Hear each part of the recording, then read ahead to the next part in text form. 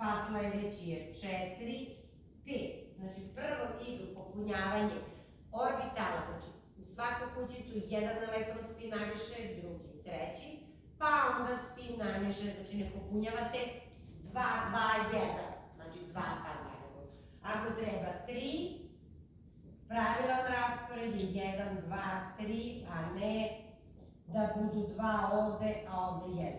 Ovo nije tačno. Znači svaki put u svakoj kućici elektron spin naviše, pa elektron spin naviše.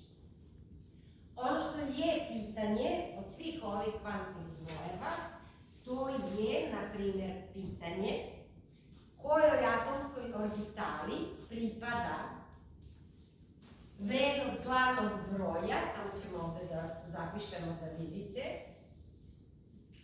n je jednako 1 i orbitalni kvantni broj, orbitalni ili sporedni kvantni broj je L jednako 0.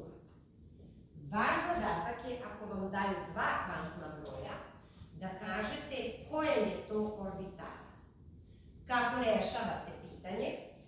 Glavni kvantni broj je 1, a L kada je 0 je s orbitala, što znači u ovom slučaju ta orbitala je 1s. Koja je orbitala je samo da potvrdimo da li shvatamo. Ako je n jednako 3, a L je jednako 2. Koja je to orbitala? N je 3f, a L je ne, 3. 3D, da. 3D. Znači, meni je n jednako 3, znači glavni kvantni broj, to je perioda, definitivno početak 3. Za L treba da znate 0 je S, 1 je P, 2 je D i 3 je F i vi možete odmah da kažete koje je to orbitala. Može da bude takvo pitanje ili obrnuto pitanje da date kvantna dva broja za neku orbitalu, kako god. Naprimer 4F, koliko je N, koliko je L.